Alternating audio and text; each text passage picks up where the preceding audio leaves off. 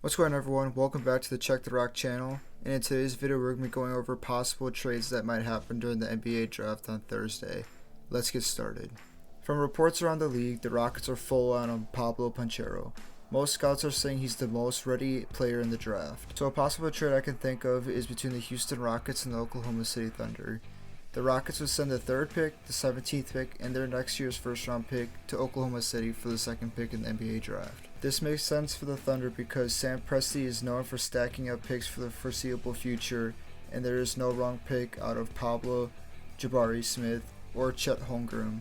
The next trade I thought of would be between the Cleveland Cavaliers and the San Antonio Spurs. The Cavs are reported to be shopping the 14th pick of the draft. The Cavs made the play-in tournament last season, and they are not in a desperate need for a certain position. So I can see the Cavs trading with this pick for more role players for the upcoming seasons. So the trade would be the Cavs would send the 14th pick, Cedi Osman, to the Spurs for Josh Richardson, and the Spurs' 20th pick in the draft. The Spurs aren't the type of team to making big moves on draft night, but when they did, they drafted Kawhi Leonard. So I can see the Spurs making this move to get that next young piece to fill out their roster and to compete for a championship in the upcoming years. The next trade I have in mind is between the Charlotte Hornets and the Detroit Pistons. The Hornets finished the season allowing teams to finish with over 140 points 5 times. So I believe it's time for them to pick up a player with a defensive mindset. Jerami Grant is the right person to fit that role. It's not just the players, it's also the coach, and James Borrego is not a defensive-minded coach. They're also looking to hire Mike D'Antoni, which is not good for a defensive coach either. So the Hornets would send the 13th pick, the 15th pick, and Kelly Oubre Jr., who would be a cap filler, to Detroit for Jerami Grant.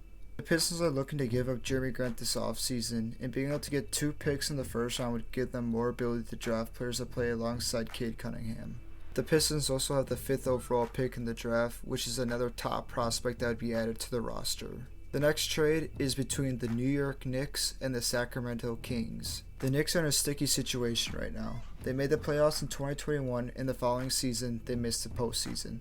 Looking at the Knicks depth chart, they are in need for a point guard. So I could see the Knicks trying to trade up to draft Jaden Ivey out of Purdue. So they would send Sacramento the 11th pick, the 2023 first round pick, 2024 first round pick, and Obi Toppin for the 4th pick of the draft. If you know the Sacramento Kings, this would be a trade that they would do. But being able to trade down would relieve pressure because there are no for sure picks after the top 3. Plus this would give them a good young player in Obi Toppin alongside future draft capital. The 5th trade I have in mind is between the New Orleans Pelicans and the Memphis Grizzlies. Reports around the league are the Memphis Grizzlies are looking to make a splash during the draft. So I could see them making a move to trade into the lottery. Dillon Brooks had a rough postseason, and they are set with Desmond Bane after he performed well in the postseason. A player I could see the Grizzlies going after would be AJ Griffin. AJ Griffin's a defensive small forward that can also shoot the 3-ball very well, which is what the Memphis Grizzlies were missing the most during the postseason. But for the Pelicans side of the trade, they could use Brandon Ingram as the point guard like how the Lakers did with LeBron when the Lakers won the championship in 2020. And have CJ McCollum at the 2. Then that would leave Dillon Brooks to play the small forward with Zion at the power forward and Valanciunas at the 5. The extra picks could be used for rookies or possibly to use to fill up their roster with possible trades during the offseason. The next trade I have in mind is a trade that would not affect the draft in any sort of a way, but a trade that I hope will happen.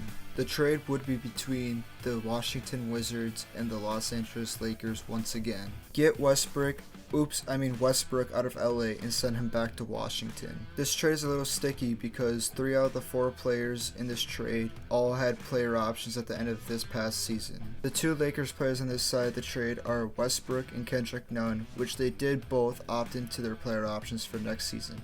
But this trade would only work if Bradley Beal forces his way out of Washington and tells them that he wants to go to the Lakers. In the trade, the Wizards would receive Russell Westbrook, Kendrick Nunn, and the Lakers' 2026 and 2028 first round pick. The Lakers would get Bradley Beal and Kentavious Caldwell-Pope, but the sticky part of the deal, the 3rd player, Bradley Beal, would also need to opt into his player option for next season. It's a win now scenario for the Lakers since LeBron only has a couple more years left before he retires. But after LeBron leaves, a Bradley Beal and Anthony Davis combo would be great. For the Wizards side of the deal, they would avoid having to pay Bradley Beal the Supermax contract over the next 5 seasons. But with this trade, Russell Westbrook's contract is over next season, and after that, they would have a ton of money left to go out in free agency and sign players. The last and final trade I have in mind is Kyrie Irving going to Miami. Back when Kyrie Irving wanted out of Cleveland, one of his destinations he wanted to go to was Miami. The Heat are in a win-now scenario, and this would be a good trade for them. Reports are that Kyrie is unlikely to go back to Brooklyn, so the trade would be Kyrie Irving and Nick Claxton to Miami for Kyle Lowry, Tyler Hero, Max Strus, and 2 first-round picks and 2 second-round picks. Miami, making it to Game 7 of the Eastern Conference Finals, needed a pure scorer, and that is Kyrie Irving. Tyler was in a shooting slump all playoffs, and Lowry was not good enough on the offensive end, but they were both hurt. But for the Heat, they would have to give up Max Strus. But when Pat Riley wants to win, he will do anything possible. Plus, those draft picks are not going to be as valuable because the Heat are going to be good for the next coming years. For the Brooklyn Nets, they'll be getting rid of Kyrie Irving's max contract, and they also said that they were unwilling to match any offers for Nicholas Claxton. The Nets would also get younger with Tyler Hero and Max Strus, but on the defensive end, Kyle Lowry is that point guard that they need to guard the perimeter. If you guys have any trade scenarios, put them down in the comment section down below. It'll be interesting to see what you guys come up with, but I'll catch you on the next one. Peace.